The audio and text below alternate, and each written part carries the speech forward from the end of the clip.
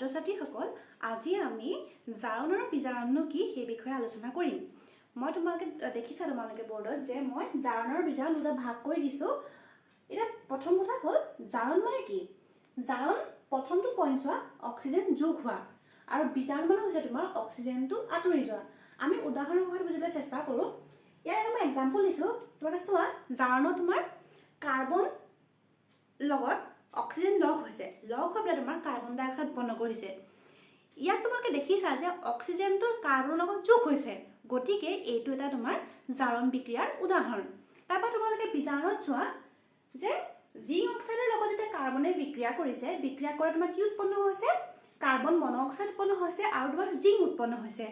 এতিয়া তোমাৰ জিংক অক্সাইডৰ পৰা অক্সিজেনটো আঁতৰি গৈছে নে? গতিকে এইটো এটা তোমাৰ কি হ'ব? বিজাৰণ বিক্ৰিয়া।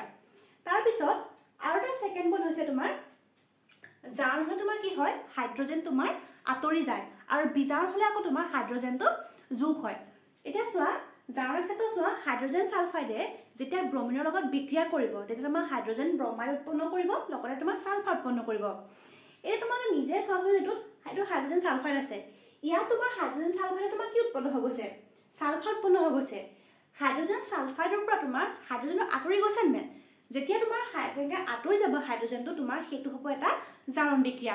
আকৌ তুমি যদি বিজাৰণৰ ক্ষেত্ৰত চোৱা, বিজাৰণৰ ক্ষেত্ৰত তোমাৰ কি হয়? যদি তোমাৰ হাইড্ৰজেন যোগ হয় তেতিয়া তোমাৰ তাক কি বুলি ক'ব? বিজাৰণ বুলি ক'ব। তোমালোকে এইটো চোৱা, 2 নম্বৰ উদাহৰণটো চোৱা। নাইট্ৰজেনে যেতিয়া তোমাৰ হাইড্ৰজেনৰ লগত বিক্ৰিয়া কৰিব, বিক্ৰিয়া কৰি তোমাৰ এমনিয়া উৎপন্ন কৰিছে। আৰু তোমালোকে ইয়াত চোৱা নাইট্ৰজেনৰ লগত হাইড্ৰজেনটো লগ হৈ গৈছে, লগ হৈ পেলাই তোমাৰ কি উৎপন্ন কৰিছে? তোমাৰ এমনিয়া উৎপন্ন কৰিছে আৰু এইটো হৈছে তোমাৰ এটা বিজাৰণ বিক্ৰিয়া। তাৰপিছত তোমাৰ 3 নম্বৰ পইণ্টটো চোৱা, ইলেক্ট্ৰনৰ হ্ৰাস। যেতিয়া তোমাৰ জাৰণ হয়, জাৰণত তোমাৰ সদায় কি হয়? ইলেক্ট্ৰনৰ সংখ্যাটো তোমাৰ কমি যায় আৰু যেতিয়া বিজাৰণ হয়, বিজাৰণৰ লগত তোমাৰ ইলেক্ট্ৰনৰ সংখ্যাটো তোমাৰ বাঢ়ি যায়। এতিয়া তোমালোকে জাৰণৰ ক্ষেত্ৰত চোৱাচোন, যেতিয়া মেগনেছিয়ামে অক্সিজেনৰ লগত বিক্ৰিয়া কৰি পেলাই মেগনেছিয়াম অক্সাইড উৎপন্ন কৰিছে, প্ৰথম কথা তোমালোকে ইয়াত চোৱা, ইয়াত তোমাৰ মেগনেছিয়ামৰ জাৰণ সংখ্যা বা অক্সিডেশ্যন নাম্বাৰ বা কিমান হৈছে? ইয়াত 0 আছে।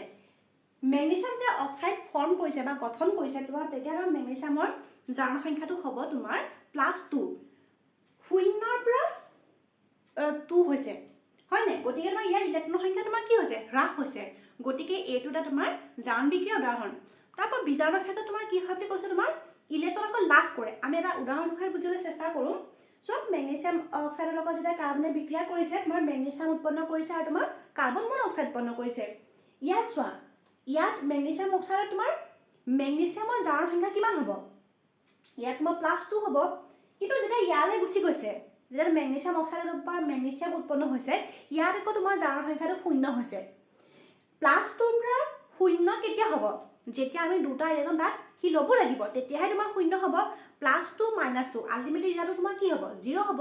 গতিকে তোমাৰ এইটো বিক্ৰিয়াত তোমাৰ কি হৈছে?